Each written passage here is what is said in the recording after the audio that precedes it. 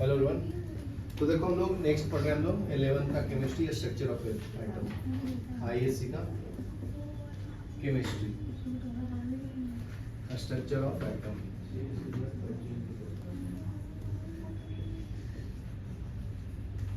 ठीक है, तो स्ट्रक्चर ऑफ एटम में नेक्स्ट कॉन्सेप्ट क्या है? एस्कॉन्डिजर वेव इक्वेशन। नेक्स्ट टॉपिक है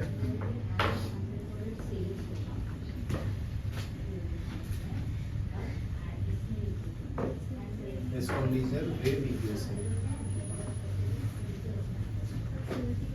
ठीक है, तो इसका इक्वेशन सिर्फ याद रखना है, ये डेल्टा का स्क्वायर साइन 8 pi square M by H square E minus B into psi equal to 0।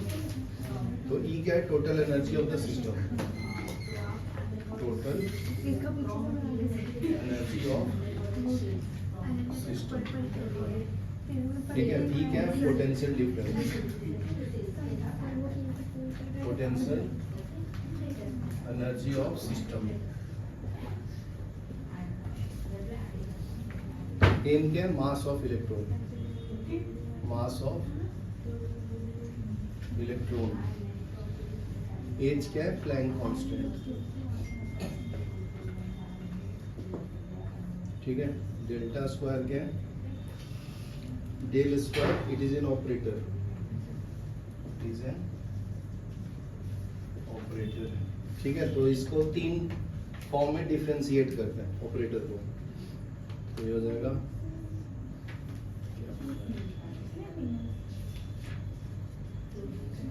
तो डेल स्क्वायर अपॉन, ठीक है, इसको मतलब डिफरेंशिएट किया 2 बार।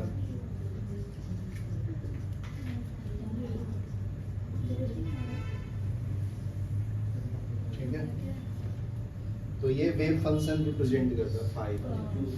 ये जो फाई है वेव फंक्शन। ठीक है, तो इससे एग्जैक्ट पता चलता है प्रोबेबिलिटी कि इलेक्ट्रॉन कहाँ पे है। ठीक है, तो कंसेप्ट ऑफ ऑर्बिटल, तो देखो इसका ग्राफ ऐसे आएगा, पहले इंक्रीज होगा फिर डिक्रीज होगा।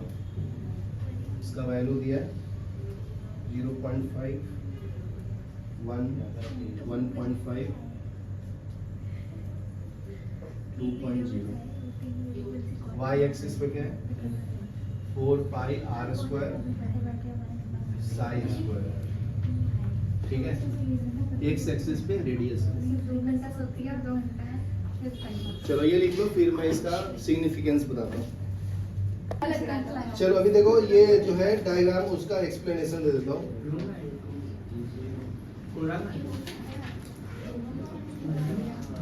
ठीक है, तो ये क्या बताता है? The probability of finding the electrons, the probability of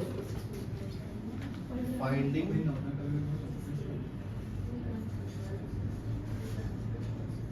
electron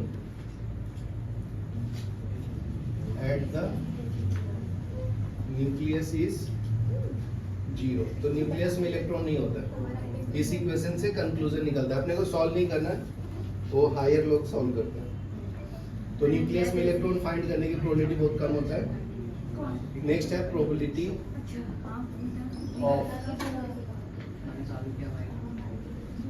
of finding electron increases. ठीक है, as one moves away from the nucleus.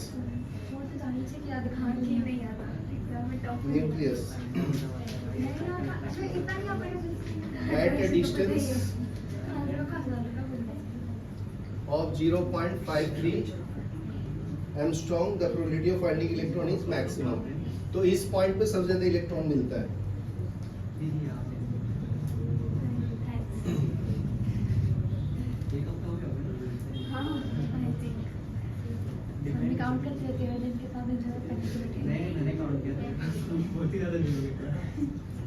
Is maximum. This distance is same as that of Bohr's first radius.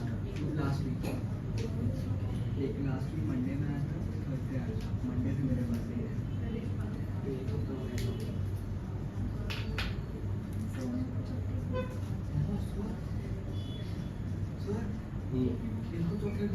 देता हूँ thank you sir. ठीक है। तो इस point पे सबसे ज्यादा तुम्हें इलेक्ट्रॉन मिलेगा। ठीक है, तो ये फर्स्ट रेडियस को रिप्रेजेंट करता है। नेक्स्ट पॉइंट लिखो, थर्ड वाला, on moving away from the nucleus, on moving farther from the nucleus,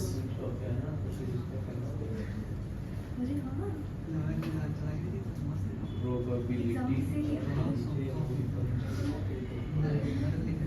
of finding electron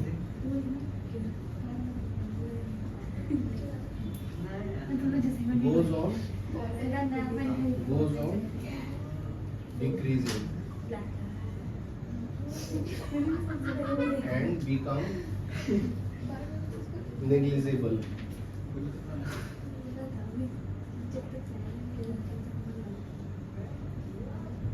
Negligible around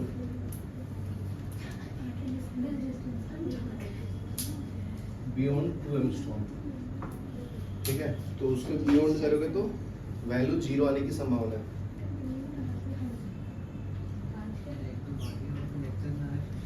तो उसका डायग्राम बनाना तो बना सकते हैं।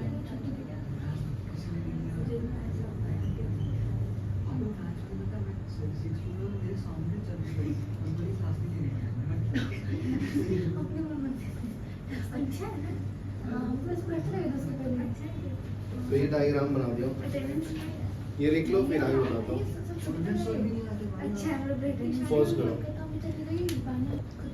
ठीक है, तो जहाँ पर ज्यादा इलेक्ट्रॉन मिलता है उसको ऑर्बिटल बोलते हैं। ठीक है, probability of finding of maximum electron is orbital. ये नेक्स्ट पॉइंट लिखो, increasing probability of finding maximum electron is called orbital.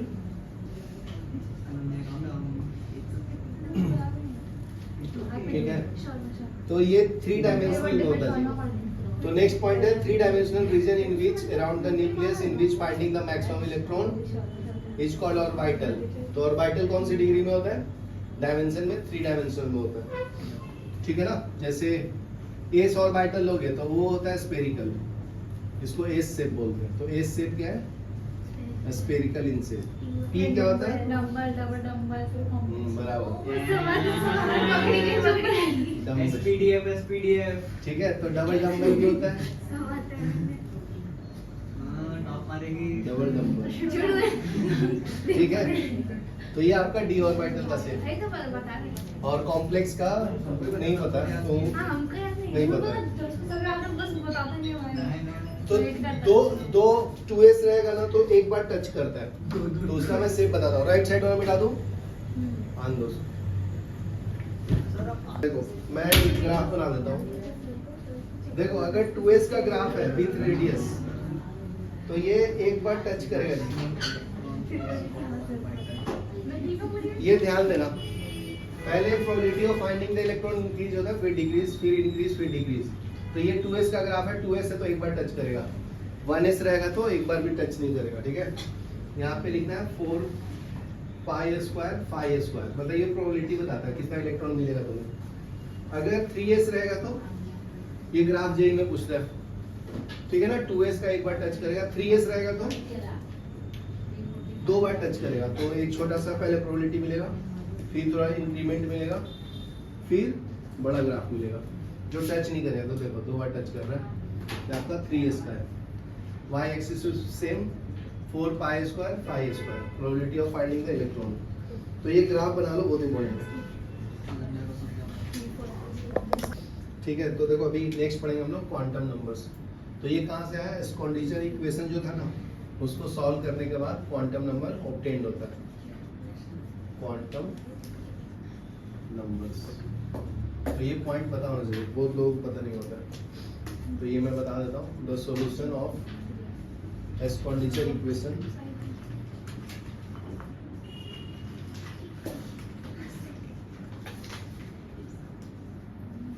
Schrödinger wave equation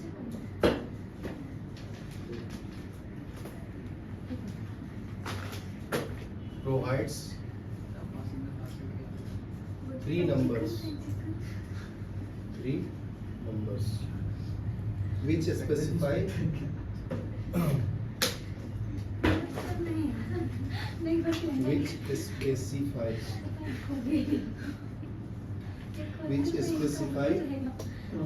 energy, size, shape.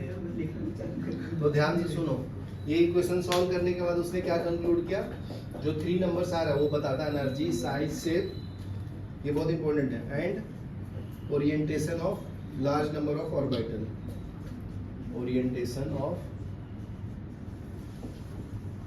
large number of orbitals present in the atom, ठीक है। तो उसको हम लोग नाम दिया है ऑर्बिटल को अलग अलग। तो these numbers are called quantum number, are used to distribute and disintegrate the orbital। साथ में लिखो, बात नहीं करो। These numbers are known as quantum number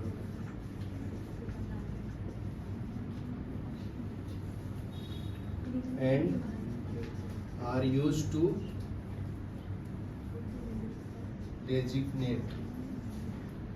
designate and distinguish atomic orbital, ठीक है। तो इसके क्वांटम नंबर्स के नाम है principal quantum number, azimuthal quantum number, magnetic quantum number. These quantum numbers are known as principal quantum number, उसको n से represent करना है। नेक्स्ट है एजीमुथल क्वांटम नंबर, उसको l से रिप्रेजेंट करते हैं, एंड मैग्नेटिक क्वांटम नंबर, उसको m से रिप्रेजेंट करते हैं, ठीक है। तो ये 3 टाइप्स के क्वांटम नंबर है, n, l और m, ठीक है। इसको पूरा है कि क्या क्या क्या होता है? हाँ जी, इसको भी पूरा है क्या प्रिंसिपल क्वांटम नंबर n से रिप्रेजेंट करते हैं, azimuthal quantum number n, magnetic quantum number बताएंगे ना अभी। तो प्रिंसिपल क्वांटम नंबर मतलब कौन से ऑर्बिट में मूव कर रहा है, n = 1 2 3, शांत बैठो, ठीक है। तो फिर एजीमुथल क्वांटम नंबर मतलब क्या है, कौन से शेप में वो इलेक्ट्रॉन मूव कर रहा है, एस में, स्फेरिकल में, कि डंबल में, कि प्लम्बल में। नेक्स्ट है magnetic quantum number, electron double dumbbell, ठीक है। मैग्नेटिक क्वांटम नंबर क्या होता है, जब इलेक्ट्रॉन मूव करता है कोई भी ऑर्बिट में तो उसके चारों तरफ मैग्नेटिक फील्ड होता है, उसके बारे में बताता है, ठीक है ना। तो ये तीनों का मतलब है, समझ गया। तो अभी मैं 1 by 1 एक्सप्लेन भी कर देता हूँ। An orbital can be described in the terms of 3 quantum number n, l, m. So in order to complete the electron in fourth or quantum number, the spin quantum number is introduced. तो spin quantum number क्या बताता है कि अगर एक orbital है, शांत बैठो, एक ऑर्बिटल है, उसके अंदर एक इलेक्ट्रॉन क्लॉकवाइज मूव करेगा, दूसरा एंटी क्लॉकवाइज, उसको हम लोग s से रिप्रेजेंट करते हैं, स्पिन क्वांटम नंबर। तो ये क्या बताता है, स्पिन क्वांटम नंबर। जैसे मान लो फर्स्ट ऑर्बिट में 2 इलेक्ट्रॉन है, ठीक है, तो एक क्लॉकवाइज मूव करेगा तो दूसरा एंटी क्लॉकवाइज, ठीक है। तो ये क्लॉकवाइज मूव कर रहा है तो ये एंटी क्लॉकवाइज, ताकि उसके मैग्नेटिक फील्ड को कैंसिल कर दे। क्या बोला जी स्पिन क्वांटम नंबर के बारे में? एक क्लॉकवाइज होता है, एंटी क्लॉकवाइज होता है, तो उसका कैंसिल आउट हो जाता है, उसके मैग्नेटिक इफेक्ट को कैंसिल कर देता है, ठीक है। यहाँ तक लिखो, फिर आगे बताता हूँ। उसका नेट मैग्नेटिक इफेक्ट कैंसिल हो जाता है। चालू करो। हाँ, नंबर के बारे में पहले बताता हूँ। तो फर्स्ट क्वांटम नंबर आपका प्रिंसिपल क्वांटम नंबर, ठीक है, इसको n से रिप्रेजेंट करते हैं, सिंबल n है, तो it is represented by n, तो ये लाइज करता है लेस देन इन्फिनिटी और ग्रेटर देन इक्वल टू 1, तो फर्स्ट ऑर्बिट से इन्फिनिटी तक जाएगा, ठीक है, तो n रहेगा तो 1 फर्स्ट ऑर्बिट, सेकंड रहेगा तो 2, तो अभी तक अपने को n का 7 तक का वैल्यू पता है, ठीक है, तो अगर फर्स्ट ऑर्बिट है जी, ये आपका न्यूक्लियस है, तो उसको k से रिप्रेजेंट करते हैं, k l m n o p q, तो ये 7 ऑर्बिट है, 1 orbit, second, third, fourth, fifth, six, 7, तो अभी तक अपने को 7 ऑर्बिट तक नहीं पता है, ठीक है, और ये फर्स्ट ऑर्बिट नंबरिंग के बारे में बताता है, दूसरा पॉइंट बताता है एनर्जी के बारे में, energy of principal quantum number, तो energy of principal quantum number, तो En का फॉर्मूला पिछले क्लास में बताया था ना, -1312 Z square upon n square, Z क्या है, एटॉमिक नंबर, ये आता है किलो जूल पर मोल, तो जेड क्या है आपका एटॉमिक नंबर है, एन क्या है प्रिंसिपल क्वांटम नंबर, ठीक है, तो ये ऑर्बिट के बारे में बताता है, एनर्जी के बारे में बताता है, रेडियस के बारे में बताता है, तो रेडियस ऑफ nth ऑर्बिट क्या है, Rn equal to 0.529 n square angstrom divide by Z, 1 angstrom मतलब 10⁻⁻10 मीटर होता है, ठीक है, नेक्स्ट पढ़ेंगे azimuthal quantum number, azimuthal quantum number, तो फर्स्ट प्रिंसिपल क्वांटम नंबर क्या बताता है जी,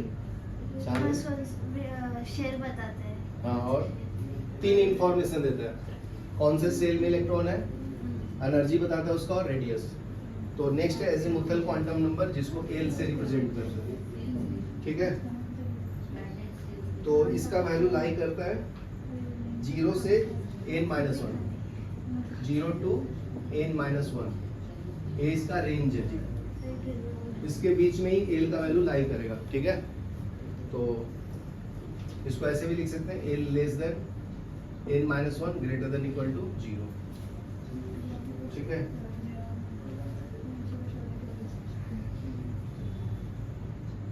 तो ये बताता है किस कौन से ऑर्बिटल्स में लाई करेगा सबसेल में, details about the in which subshell electron लाई,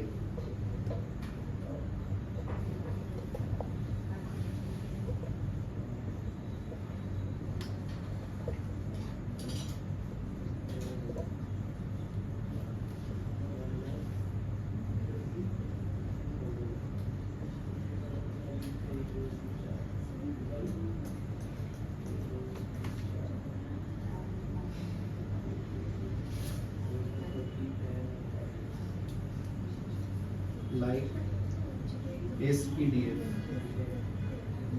तो इसका मतलब ये शेप के बारे में बताता है, ठीक है, एजीमुथल क्वांटम नंबर शेप के बारे में बताता है, अगर एल का वैल्यू 0 है, ठीक है, तो एस सेल में आएगा, एल का वैल्यू 1 है तो P में आएगा, एल का वैल्यू 2 है तो D में आएगा, एल का वैल्यू 3 है तो F में आएगा, तो ये याद रखो, इम्पोर्टेंट है,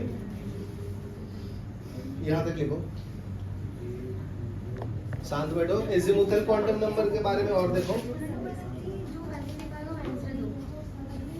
शांति बनाए रखे बच्चों, तो देखो अभी एक मैं टेबल बनाऊंगा, उसको ध्यान से देखना, ये बहुत इंपॉर्टेंट टेबल है, अगर प्रिंसिपल क्वांटम नंबर है तुम्हारा, प्रिंसिपल सेल,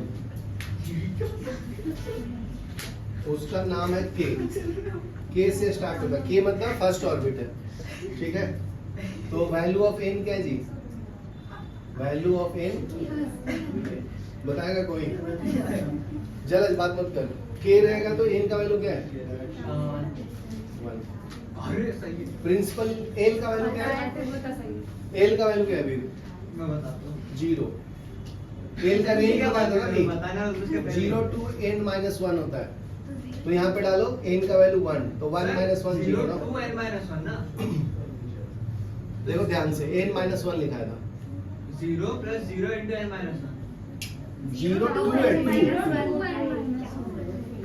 मैंने plus तो n का वैल्यू 1 है, तो 1 minus 1 0 आएगा।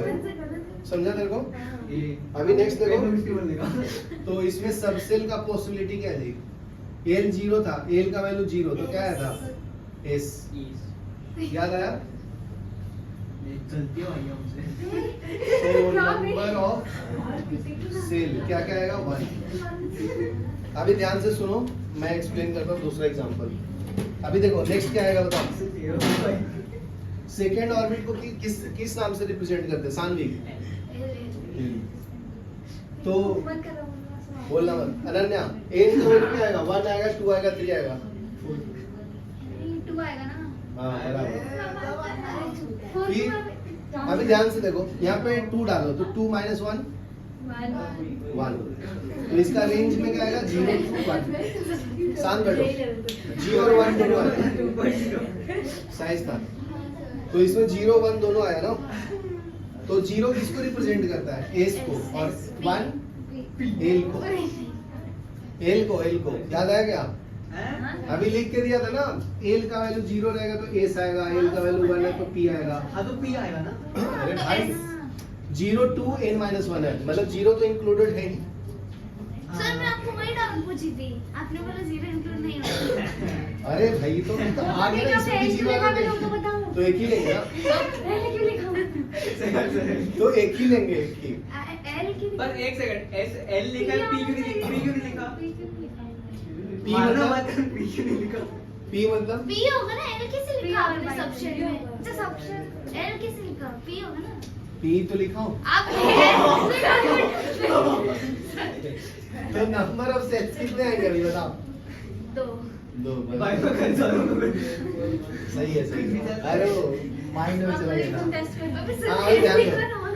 हाँ अभी ध्यान से देखो, नेक्स्ट के एल के बाद क्या आता है? M। तो अभी साइज समझ आएगी। अरे चुप रहे। 3। अभी जल्द बताएगा। मैं एल का रेंज क्या आएगा? 0 1 2 बराबर 0 1 2। तो 0 को S बोलते हैं, 1 को B और इसको डी D बराबर। तो इसमें S P D लिख देना, तो नंबर ऑफ सेल्स 3 आएगा। ये समझ में आ रहा कैसे लिख रहा हूँ? नहीं ये सीखना इम्पोर्टेंट है बहुत, मस्त है। क्योंकि जेई नीट में सीईटी में सब ऐसे ही पूछते हैं। तुम्हें पूछ देंगे डायरेक्ट, मैं क्वेश्चन देता हूँ अभी। ऐसे देखो फर्स्ट क्वेश्चन पूछेगा ऐसे, अगर एल का वैल्यू है 2, ठीक है, तो इसमें कौन कौन सा ऑर्बिटल लाई करेगा? एस लाई करेगा, पी करेगा, डी करेगा, एफ करेगा। तो ये क्वेश्चन है। एल का वैल्यू 2 है, तो एस पी डी एफ में से कौन कौन आएगा? एसपीडी बराबर, गुड। क्योंकि इसका रेंज क्या है? 0 to 2 minus 1, तो 0 1 1 minus 1 1 ना, 0 1, तो एस और पी आएगा सिर्फ ना। एसपीडी बोलती देखो मैं सर चेक कर रही थी। मैं सोचा मुझे सामने मुझे सही होगा तो छोड़। ठीक है, नहीं देखो इसमें और ऐसे भी पूछ सकता है डायरेक्ट। हां देखिए गलत आंसर दे दिया। ध्यान दो, एल का वैल्यू 1, एल का वैल्यू 2 रहेगा तो डी, और ध्यान दो, इधर बात नहीं करो। अभी मैं बताता हूँ, अगर अभी रुक जाओ, एम है, एम बोले तो थर्ड ऑर्बिट है, तो इसमें कौन कौन सा ऑर्बिटल है? सबसे लाएगा, खाली इतना ही बोलो। हाँ देखो यहाँ पे लिखा है ना एस पी डी, समझा? तो ऐसे पूछेगा, उसके बाद क्या आएगा? एन, तो 4 आएगा, तो इसमें एक कम लिखने का, और क्या? 0 1 2 3, तो क्या आएगा? एस पी डी और 4। तो यहाँ तक लिख लो, पॉज करो, जान दो। अभी 2-3 एग्जांपल देता हूँ, बताना। अभी इसी के बीच में से देता हूँ, अनन्या बताना। एन का वैल्यू है 4, एल का वैल्यू है 2, कौन सा आएगा? एन का वैल्यू 4 डी आएगा। हाँ डी आएगा, 4D आएगा। इतना ही बताना है। एन इधर लिख देने का और ये से डिसाइड करने का कि एस पी डी में से कौन आ रहा है, हाँ बस इतना ही है। ठीक है, दूसरा क्वेश्चन, एन का वैल्यू 5 है, दिशिका बताएगी, और एल का वैल्यू है 2। सिंपल है, देखो डी के लिए आता है 2, तो 5D आएगा। ये ऐसा पता चला। अभी साइज का बताएगी। Yes my God. अरे यार एन का वैल्यू 3 है और एल का वैल्यू है 1। हाँ बराबर, गुड, वाह। इसकी बारी आती तेज है, दिमाग, उसकी बारी आने से दिमाग तेज हो जाता है, सब खुल जाता है। मैं मैं बताऊं। रहती हूँ। अभी जलद बताएगा। मैं तो बताया। एन का वैल्यू 4 है, एल का वैल्यू 1 है। 4P 4P, good. 4P हाँ, अभी ये बताएगी। शांत है, बैठो, दोनों ये सेकंड कहानी है, का दोनों अच्छा 3 सेकंड के अंदर मेरे को बताना कुछ है। नहीं है। शांत बैठो। एक सेकंड में। अरे नहीं। एन का वैल्यू है 5, एल का वैल्यू है 3। तो ये 5 है। बराबर, 5 है। ओ लड़की, सर मेरा पहले शांत बैठो। चलो समझ गया ना दिशिका? चलो पॉज को करो। इतना है मेरे से टीचर के पेपर कहाँ है? Number shape of the subshell के बारे में बताता है। नेक्स्ट है the shape of the subshell. ठीक है, तो लिखो azimuthal quantum number, azimuthal quantum number L एक बार मैं क्या था is responsible for a particular shape of particular subset।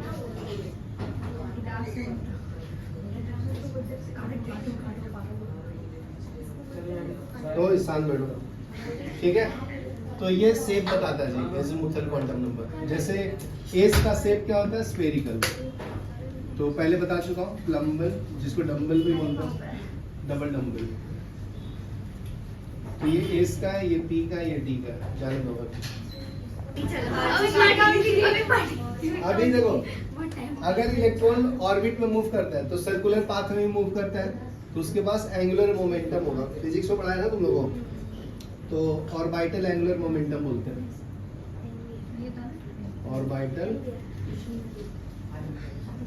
Angular momentum, उसको एल से रिप्रेजेंट करते हैं ना एंगुलर मोमेंटम को, कैपिटल एल से, स्मॉल एल से नहीं।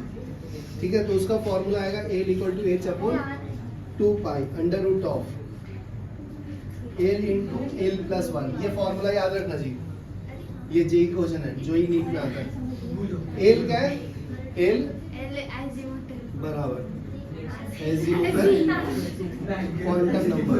तो इस पे क्वेश्चन कैसे पूछेगा, शांत बैठो।